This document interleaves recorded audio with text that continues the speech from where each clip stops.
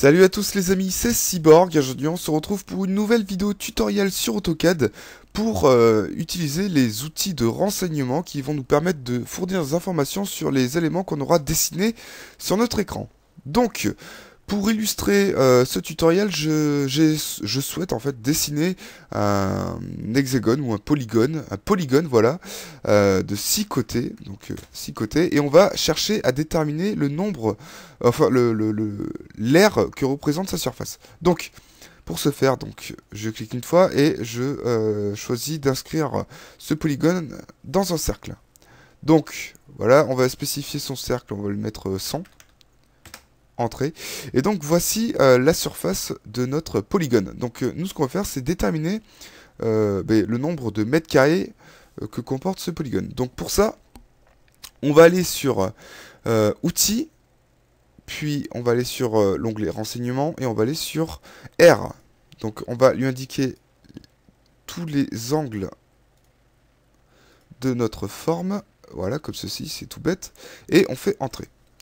Voilà, donc là, il nous marque l'air. Donc l'air, ça peut être suivant, ça peut être des mètres carrés, des millimètres carrés, des centimètres carrés. Ça dépend en fait avec quelle échelle vous dessinez vos éléments. Voilà.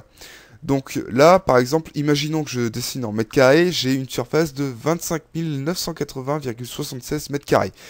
Donc voilà, c'est une petite... c'est une petite commande qui est assez utile pour réaliser nos calculs rapidement sans avoir besoin de prendre la calculette, de calculer les angles entre chaque ligne, etc., etc. Voilà. Donc, une fois qu'on a fait ça, on peut également calculer le volume. Et ça, c'est très intéressant pour les cubatures de terrain, pour tout ce qui est cubature, genre les talutages et tout et tout. Donc, là, bien sûr, c'est tout simple. Ce que j'ai dessiné, c'est un polygone. Donc, je vais l'extruder. Voilà, donc tout simplement comme ceci. On va l'extruder, par exemple... de 2 mètres, voilà. Et donc on va aller sur, pareil, outils, renseignements, et on va aller sur volume cette fois-ci. Donc on va lui indiquer une nouvelle fois tous les angles de notre polygone. Voilà, on va faire entrer. Et on va les spécifier la hauteur. Donc la hauteur c'est de là à là. Donc on clique ici. 2. Et donc il nous marque notre volume, ce qui fait 51 961,52 mètres cubes. Donc vous pouvez le calculer à la main si vous voulez vraiment être sûr de ce résultat, mais je vous assure, AutoCAD ne se trompe pas.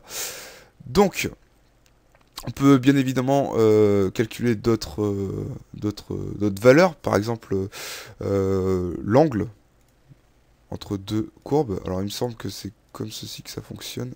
Alors attendez, répéter angle, on sélectionne la première ligne, puis la seconde, et il nous indique que on a une ouverture de 120 degrés entre ces deux lignes. On peut également calculer, donc le rayon, ça c'est pour un cercle, donc on ne pourra pas l'utiliser sur ça. On peut calculer la distance, donc par exemple la distance qu'il y a de ce point-là à ce point-là. Donc on se positionne ici, puis ici, et il nous indique une distance de 100. Voilà. Donc, c'est à peu près tout ce que je pouvais vous dire sur les outils renseignement. Il n'y a pas beaucoup plus de choses à dire sur ça. Donc, c'est des outils vraiment très utiles, donc à utiliser, même en abuser, surtout sur les cubatures, comme je vous disais tout à l'heure. Les talutages, etc., etc. Voilà, voilà.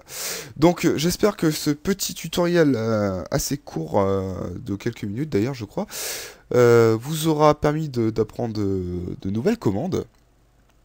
En attendant, je vous dis à bientôt. N'hésitez pas à vous abonner à ma chaîne si vous n'y êtes pas encore. Et si vous avez quelques questions à me poser par commentaire, n'hésitez pas non plus, j'y répondrai avec plaisir si j'ai la question. Voilà, en attendant, je vous dis bonne soirée ou bonne journée, je ne sais pas, suivant l'heure où vous regardez la vidéo. Et à plus tard. Ciao tout le monde.